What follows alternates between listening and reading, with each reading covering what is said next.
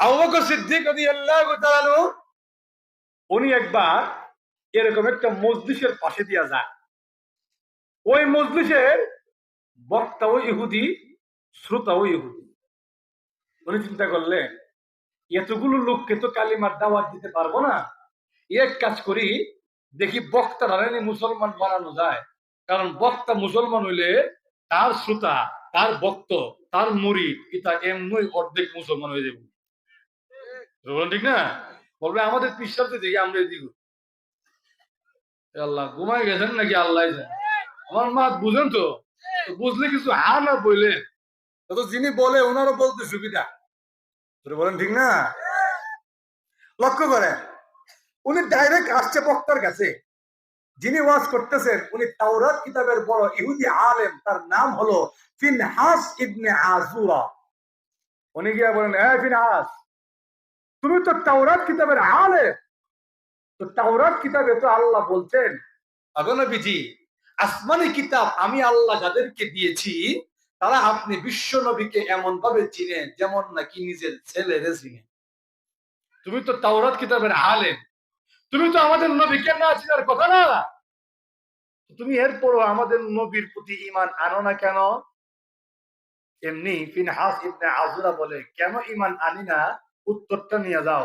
ঈমান না আনার কারণ হলো, এতদিন জানতাম তোমাদের ধর্মের নবী একলা গরিব, এখন দেখি না একলা উনি না, তোমাদের ধর্মের আল্লাহ গরিব। একটু জোরে হন। আবু বকর সিদ্দিক রাদিয়াল্লাহু তাআলা আনহু উনি বললেন, হ্যাঁ ফিনহাস, তর্কের খাতিরে মেনে নিলাম আমার নবী গরিব, তর্কের খাতিরে। আপনাদের কি ধারণা আমার নবী গরিব ছিলেন? যেই নবীর আঙ্গুলের ইশারায় চন্দ্র দ্বিখণ্ডিত হয়ে যায়, ওই নবী গরিব হইতে পারেন না। তর্কের খাতিরে মেনে নিলাম আমার নবী গরিব ছিলেন, তো আমার আল্লাহ গরিব কেমনে? ফিনহাস বলে, কয়েকদিন আগে শুনলাম তোমাদের নবীর উপরে কোরআনের আয়াত নাযিল হয়েছে, মান যাল্লাযী ইউকরিদুল্লাহ করদান হাসানা, কে আছো যে আল্লাহকে উত্তম ঋণ দিবে, কর্জে হাসানা দিবে? তো কর্জা ঋণ তো ওই ব্যক্তি চায় যার পকেটে টাকা নাই। তোমার আল্লাহ যে ঋণ চাইলো, এতে বুঝলাম তোমার নবী যেমন অভাবী, আল্লাহও অভাবী। আবু বকর সিদ্দিক রাদিয়াল্লাহু তাআলা দেখতে শুনতে নরম মানুষ, সহজে কারো সঙ্গে কটু কথা বলে না, সহজে রাগ হয় না, সহজে গরম হয় না। কিন্তু ইমানদারের স্বভাব, ইমানদারের বৈশিষ্ট্য হলো এমন, আযিল্লাতিন আলাল মুমিনিন আইজ্জাতিন আলাল কাফিরিন। ইমানদার নিজের মুমিন ভাইয়ের জন্য কোমল নরম, কিন্তু যেই কাফের আমার আল্লাহকে গালি দেয়, যেই কাফের আমার নবীকে গালি দেয়, ইমানদার ওই কাফেরকে এক মুহূর্তের জন্য বরদাস্ত করতে পারে না।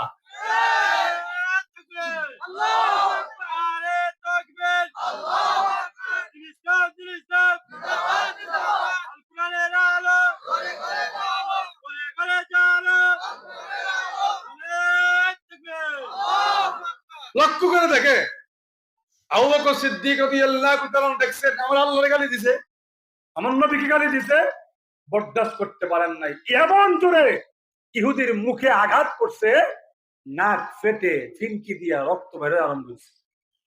ইহুদি উঠতে বলে, আমি তোমার নবী মুহাম্মদের কাছে বিচার দিব।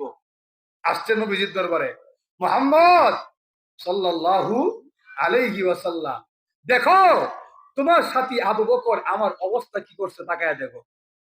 নবীজি বলে, চেহারা যে বাল, এত তো বোঝা যায় আবু বকর না, মনে হয় উমরে বসে। না না, আমি আবু বকর কেউ চিনি, ওমর কেউ চিনি, আজকের মাইকটা আমার আবু বকরই দিছে। বিচার করেন, ঢাকায় আনছে আবু বকর, এই লোকের তুমি মারছো কেন? হুজুর মারছি তো আমি, কিন্তু কেন মারছি শুনেন। এই লোক বলে আমার নবী অভাবী, আমার আল্লাহ গরিব। নবীজি বলেন, কিরে ইহুদি, আমাকে না হয় গালি দিলি, আমারে মানুষ না, তা আল্লাহরে তো মানুষ করা, তা আল্লাহরে গালি দিলি কেন? আল্লাহ কি দোষ করছে? ওই ইহুদি উঠটা বলে, শয়তান তো, ইহুদি উঠটা বলে, ওয়াল্লাহি বিল্লাহি তাল্লাহি, আল্লাহর কসম আমি জীবনেও আল্লাহরে গালি দিছি না। নবীজি আবার কয়, আবু বকর তুমি কইলা বেটা গালি দিছে, বেটা কয় বেটা গালি দিছে না, এখন সমাধান কি? ইসলামের নিয়ম হলো মামলা মোকদ্দমায় বাদী যদি কসম করে ফেলে, বিবাদীরে বিপক্ষে সাক্ষী পেশ করানো লাগে। সে লোক কসম করে ফেলছে, সে আল্লাহরে গালি দিছে না, এখন তুমি সাক্ষী পেশ করো, সাক্ষী পেশ করে প্রমাণ করো যে এই ইহুদি আল্লাহরে গালি দিছে, সাক্ষী দেব। আবু বকর সিদ্দিক রাদিয়াল্লাহু তাআলা বলেন, হুজুর ওই মজমায় তো কোনো মুসলমান ছিল না, সব এর মুরিদ আছি, এরা তো আর এর পক্ষে এর বিপক্ষে সাক্ষী দিবে না, আর আমার পক্ষে আমি একলাই ছিলাম, আমি আর আমার আল্লাহ, আর কেউ নাই। সুবহানাল্লাহ বলেন না? নবীজি বলেন না, সাক্ষী পেশ করতে হবে, আল্লাহ সাক্ষী রাখা যায় না, সাক্ষী পেশ করো। আবু বকর সিদ্দিক রাদিয়াল্লাহু তাআলা নবীজিকে ডাক দিয়া বলেন, নবীজি আপনি তো জানেন গো আমি আবু বকর মিথ্যা কথা বলি না। আল্লাহর নবী, বিশ্ব নবী রাহমাতুল লিল আলামিন ডাক দিয়া বলেন, আবু বকর আমি নবী জানি তুমি আবু বকর মিথ্যা বলো না, বলতে পারো না, কিন্তু আবু বকর এই দুনিয়ার কোর্ট কাছারি তো এই কথার উপর চলে না, দুনিয়ার কোর্ট কাছারি চলার তো আলাদা নিয়ম বিধান আছে। বলেন ঠিক না? কোন আসামি যদি কাজ করা দাঁড়ায় বলে, দশা আল্লাহর কসম, আল্লাহ সাক্ষী আমি জীবনও করছি না, দশটা মানবে তো? আরো জোরে বলেন।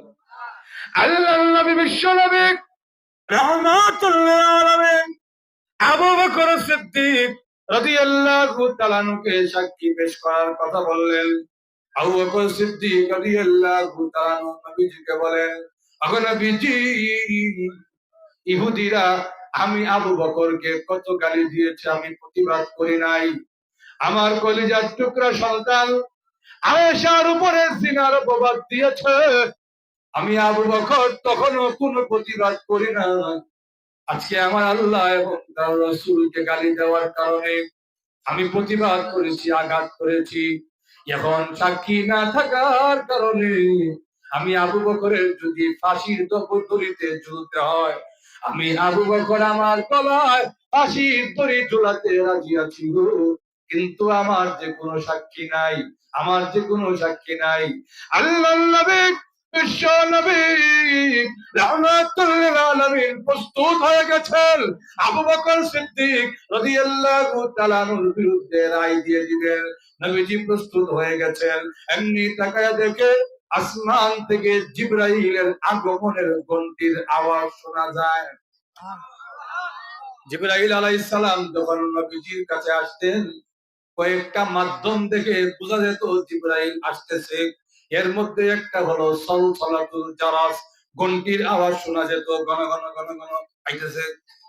যেই মাত্র ঘন্টির আওয়াজ শুনলেন, আল্লাহ নবী বুঝে ফেললেন আমার সাহাবী আবু বকরের বেলায় আল্লাহর পক্ষ থেকে কোন সিদ্ধান্ত আসতে পারে।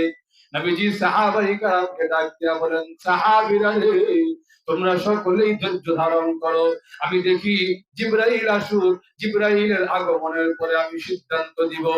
জিবরাইল আলাইহিস সালাম আল্লাহ নবীর কাছে এসে বলেন, আগে নবীজি আবু বকরের বিরুদ্ধে রায় দেওয়ার আগে কুরআনের আয়াত শুনেন গো, এরপরে রায় দিবে। আল্লাহ রাব্বুল আলামিন কোরআনের আয়াত নাযিল করে দিয়েছেন, লাকাদ সামিআ আল্লাহু কাওলাল্লাযীনা ক্বালু ইন্নাল্লাহা ফাকীর ওয়া নাহনু আগনিয়া। আল্লাহ কোরআনের আয়াত নাযিল করে বলেন, আগে নবীজি আমার আবু বকরের দুনিয়ার কোন সাক্ষী না থাকতে পারে গো, আমার আবু বকরের দুনিয়ার সাক্ষী নাই বলে আপনি বিশ্ব নবী আবু বকরের বিরুদ্ধে রায় দেওয়ার জন্য প্রস্তুত হয়ে গেছেন। আমার আবু বকরের দুনিয়ার কোন সাক্ষী না থাকতে পারে গো, স্বয়ং আমি মহান আল্লাহ আমার আবু বকরের পক্ষে সাক্ষী দিয়া দিলাম।